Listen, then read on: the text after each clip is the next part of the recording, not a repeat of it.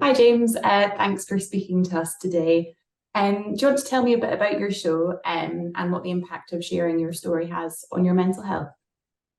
Yeah, so my piece is called 78 Thank Yous, and it's the story of the death and life of my mum, who took her life by suicide in 2018. And that had quite a big impact on my mental health.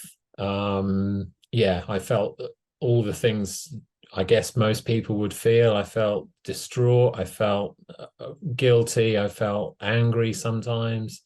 I missed mum. I couldn't understand why she'd done it.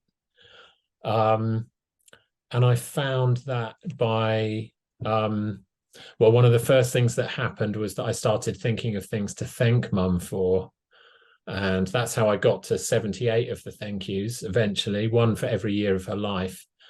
And that process was an incredible process of just remembering mostly the good things. Not all the thank yous were about good things. Some of them were about so-called bad things or tricky things or challenging things. But most of them were taking me back to very happy memories of me and my mum. Yeah. And then I wrote them, turned them into a memoir. And then I was having trouble getting the memoir published. And then I um, decided I would take it out as a performance piece. And that terrified me because I'd not done anything like that before in my life. But I was given really strong advice that that would be a way to get things moving because it felt like nothing was moving with the publishing of my story and my mum's story as a book.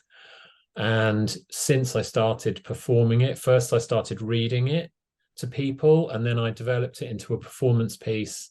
And then that's when everything has just really opened up for me in my life again. And yeah, it's been an incredible experience taking it out. I've done it all over the country, and I'm now bringing it to Edinburgh Fringe. That's great. Thanks for that. It sounds like an amazing show. Um, so my next question, so I'm just wondering, so the Fringe can be quite intense. It can be quite demanding, and you're sharing something that's very personal to you, obviously. So I'm just wondering, Yeah. if things get difficult, what sort of coping mechanisms do you have? Any strategies that you've learned to sort of prioritize your well-being while you're Yeah. performing? Yeah, so I know that for me and my good mental health, I need regular contact with nature. So I will almost certainly every day make my way to the beach or wander along one of the many paths in Edinburgh, the old railway lines that are now cycle tracks and walking tracks, and I love those. I love the graveyard, which seems maybe a bit something strange, but I love a graveyard. And so I know that by connecting with nature, that's one of the things I know keeps me more balanced and if I'm a bit off kilter, that puts me back on track again. I know that I have got friends. I've got a friend for every performance who's supporting me. So I've got somebody there who I can effectively debrief with afterwards or have a chat about stuff with. I have somebody coming in every day from Survivors of Bereavement by Suicide, which is another charity working with suicide. And so I've got their support. I've had offers of help from other friends and people I don't know very well who've been touched by what it is I'm doing. So I will call in if I need it, the help of friends and people who I can talk with. And I also know that I need to get good rest. I've no idea what else I'm going to see while I'm up there. It may be that I don't see anything else, and that might be one way of dealing with potential overwhelm, um, and also dealing with comparing what I'm doing with what other people are doing and thinking, oh God, that was much better than what I'm putting on. So I've got various strategies. Yeah. It sounds like you've got a really good sort of strong support network around you, which is really good. I was going to say I had in the past some severe mental health problems. I was diagnosed bipolar, so I've got many years of of growing awareness about how to deal with my own personal mental health and how to stay well within even these intense periods. Yeah. So, do you have any sort of tips or information that you would give any other artists who are considering sharing their own stories as part of their Fringe run? Yeah, I would suggest doing it elsewhere first, if quite a few times. I have done it lots of times already, so I'm quite on many levels quite used to doing it. I'm aware of what happens when it feels too much. And I would say all the things I said previously. I would say, connect with nature, connect with the spiritual practice, your spiritual practice if you have one. That's the other thing I didn't mention. I meditate every day, so I will be making sure I meditate. Prepare beforehand before you appear on stage or wherever you're performing. Whether it's breathing exercises or something meditation-y. I'll be doing qigong before each performance. So those are the kinds of things. And be kind to yourself. And also this can be very common when doing a performance for me to think I've got to get this right. But the thing is, nobody in the audience knows what right looks like. So I can deliver anything, and it's more about what the audience get from it rather than me thinking, oh, I didn't do this and I forgot that bit, and I could have done that differently or better.